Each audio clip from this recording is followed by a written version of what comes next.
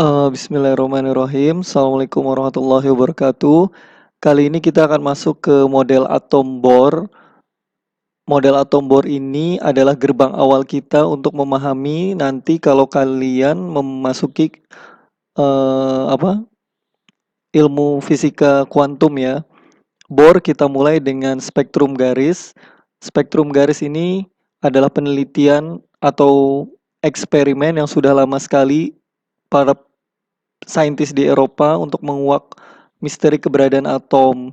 Nah, ini adalah hasil eksperimen yang dalam tanda kutip menggemparkan yang sampai zamannya sampai zamannya Planck itu belum ada teori yang menjelaskannya. Nah, di sini kemarin kan sudah sampai materi tentang Rutherford, kemudian model Rutherford itu dipatahkan oleh hasil ini, hasil dari spektrum garis. Nah, ini bisa kita lihat di sini adalah spektrum garis kontinu. Nah, ini spektrum garis yang diskrit ya. Nah, apa bedanya? Kalau ini adalah ketika kita melakukan proses lampu neon, kemudian dilewati prisma. Neon itu kan cahaya putih atau sinar matahari, kemudian taruh prisma. Kemudian nanti kita akan mendapatkan cahaya-cahaya yang eh, seperti ini ya, nyambung, kontinu panjang gelombangnya dari ungu sampai merah. Namun apabila kita mencoba memanaskan suatu gas neon, air raksa atau H adalah hidrogen, maka menariknya adalah dia hanya muncul oleh garis-garis tertentu. Sini nih garis-garis tertentu seperti ini, seperti ini, seperti ini. Nah, ini garis-garis tertentu. Orang belum mengetahui bahan unsur neon, air raksa, kemudian hidrogen. Namun di sana bisa kita lihat dari masing-masing pola-pola ini menunjukkan bahwa unsur itu memiliki garis-garis yang tepat, persis. Jadi kita bisa memperkirakan apabila ada unsur yang berbeda dengan garis-garis ini berarti dia termasuk unsur yang baru. Nah, model atom Rutherford tidak bisa menjelaskan dengan metode planetnya. Ya, kemudian Bohr lah masuk untuk mulai menjelaskan standarnya konsep dari spektrum garis ini. Inilah dia Bohr yang dikenal sebagai orang besar Denmark. Dia datang ke Inggris tahun 1911. Dia pada saat itu datang ke labnya Thomson di Cavendish. Karena waktu itu Thomson terkenal dengan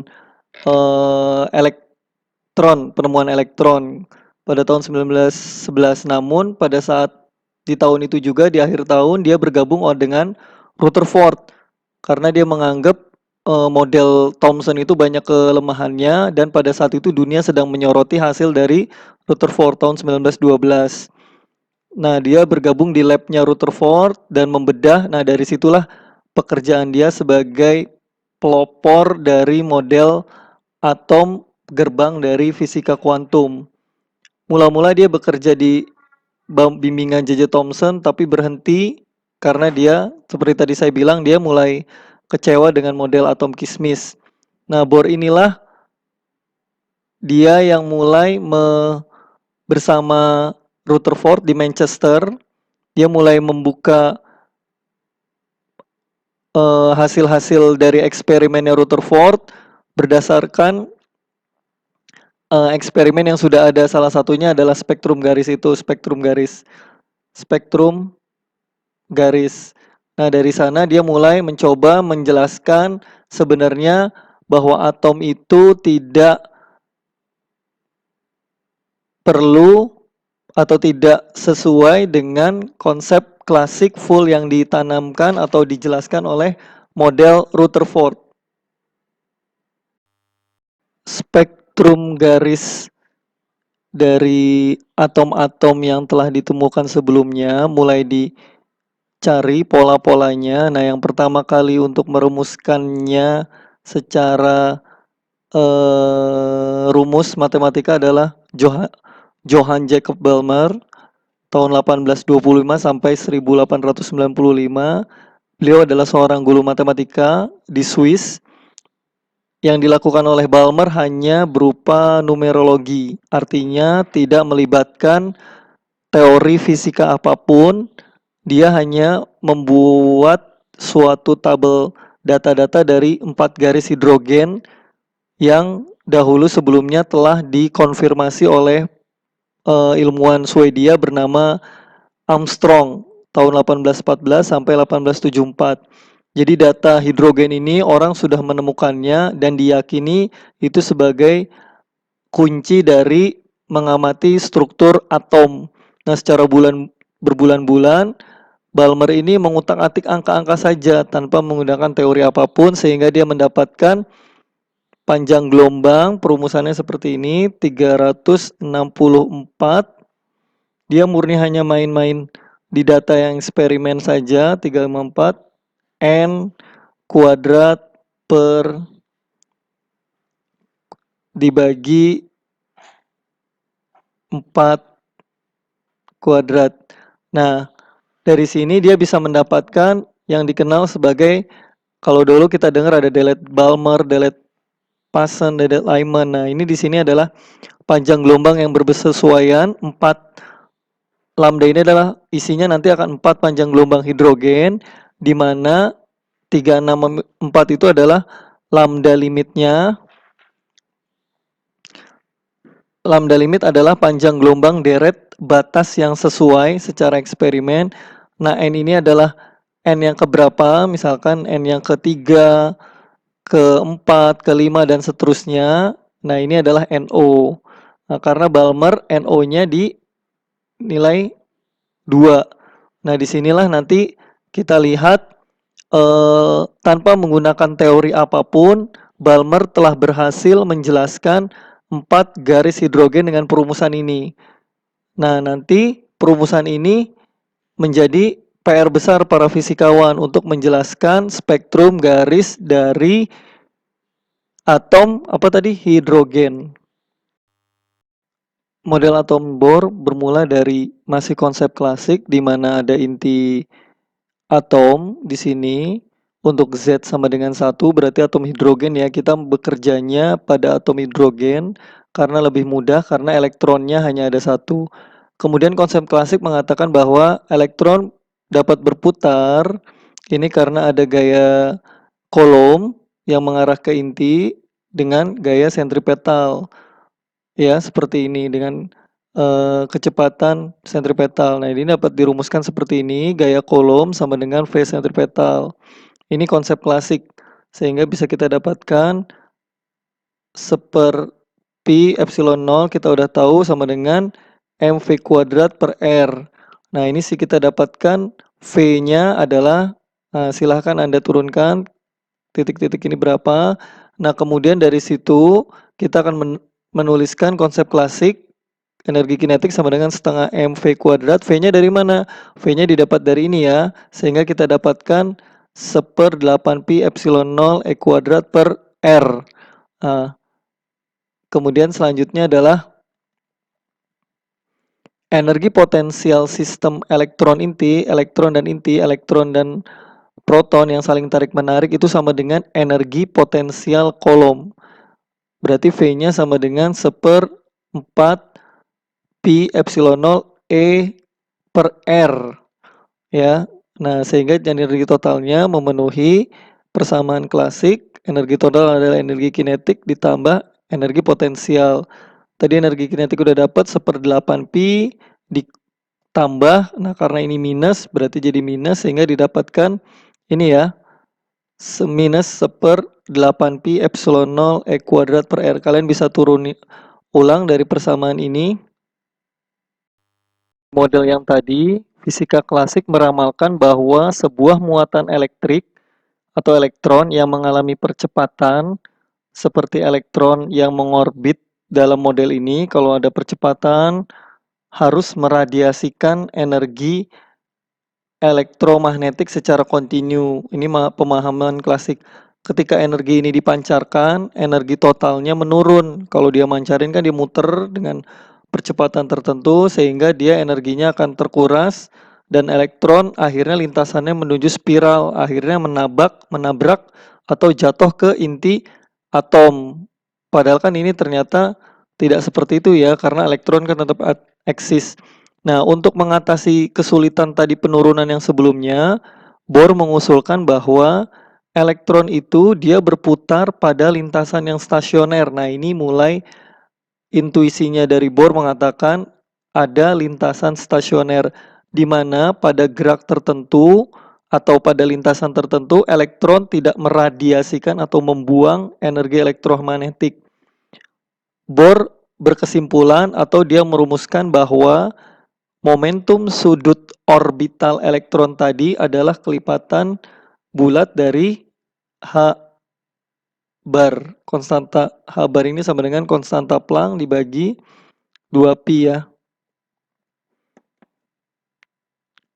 Oke, kemudian nah dari situ karena momentum sudutnya rumusannya adalah momentum lurus, kalau untuk sudut ada jari-jarinya itu harus kelipatan bulat N H bar. Nah, ini menariknya adalah Bohr menuliskan ini berdasarkan intuisinya saja. Dia memberikan sebuah pemahaman fenomena fisis bahwa elektron itu harus memiliki momentum sudut dengan kelipatan H bar. Nah, karena Bohr sendiri belum meyakini betul apakah ini konsep ini benar-benar nanti secara fisis artinya seperti apa, tapi Bohr memberikan hipotesis seperti ini sehingga bisa dituliskan dari setengah m v kuadrat kinetiknya sama dengan setengah m, masukin deh v-nya dari sini ya, n h bar per m r kuadrat sehingga didapatkan 1/8 pi epsilon 0 e kuadrat per r sama yang tadi ya. Nah, kemudian kita peroleh R dengan N tertentu, N-nya 1, 2, 3, 4 adalah 4pi. Ini kalian bisa melanjutkan. Epsilon 0, kenapa bisa dapat seperti ini? Silahkan dikerjakan lagi di rumah. M E kuadrat dengan N. Ya.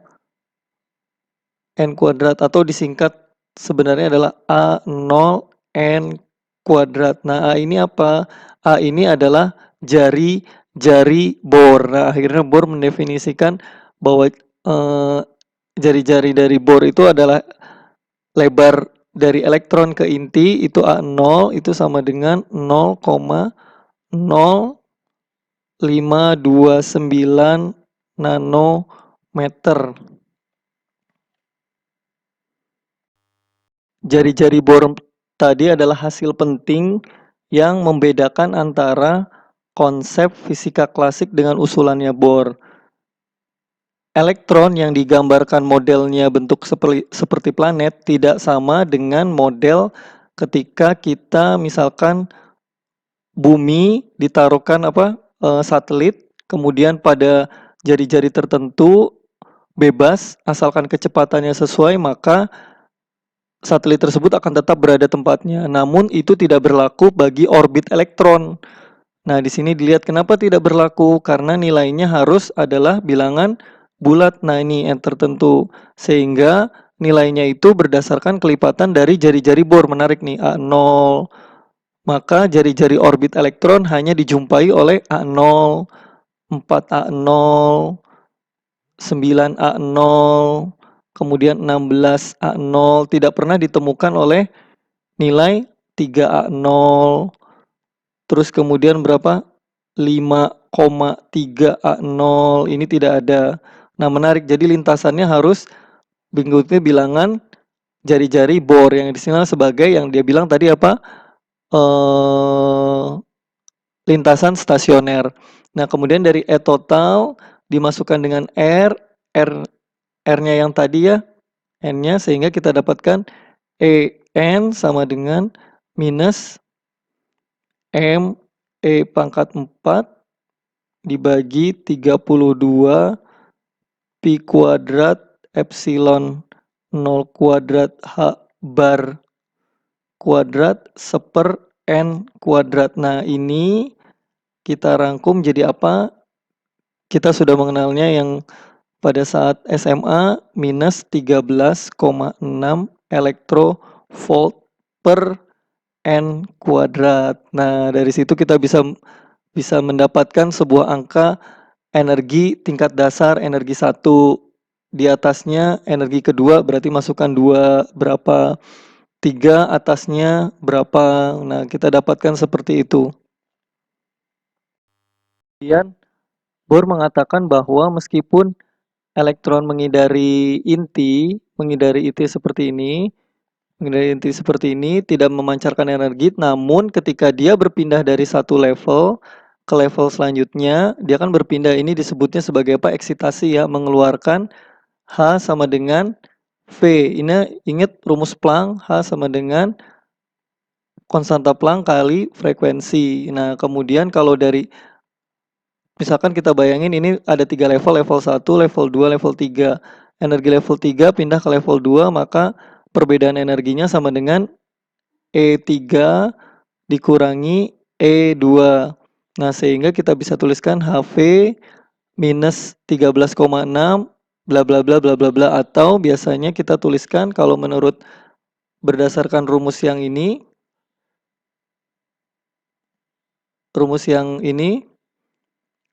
berdasarkan rumus yang seperti ini, kita bisa tuliskan, kita dapatkan apa? Frekuensinya itu sama dengan ME pangkat 4 per 64 pi pangkat 3 epsilon 0 kuadrat H pangkat 3 seper N3 ya ke N2. Nah, N2 ini adalah N batas untuk deret Balmer. Anda boleh pakai yang ini atau boleh pakai yang ini, sama saja. Hanya nanti perhatikan satuannya. Nah, sehingga dari sini bisa kita dapatkan frekuensinya, kita akan dapatkan atau misalkan biasanya mencari panjang gelombang ya. Panjang gelombang kan, sehingga kita bisa dapatkan lambda perumusannya sama dengan, setelah dirubah lambda kan C per frekuensi, sehingga bisa dapatkan di sini perumusannya adalah seper R. Nah, ini konstanta Rydberg dari hitungan ini dikali N3 kuadrat, N2 kuadrat per N1 kuadrat, N3 minus N2.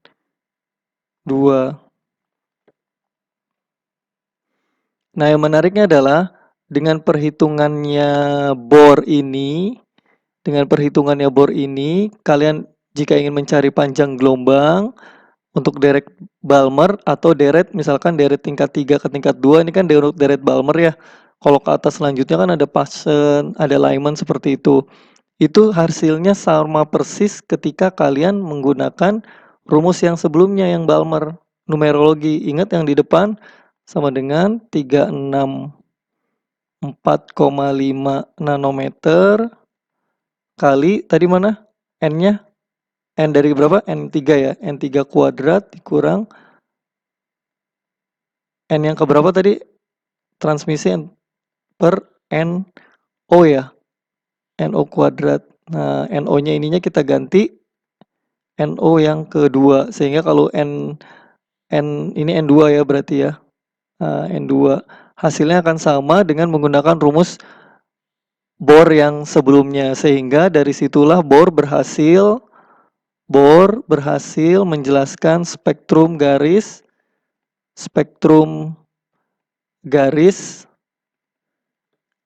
hidrogen.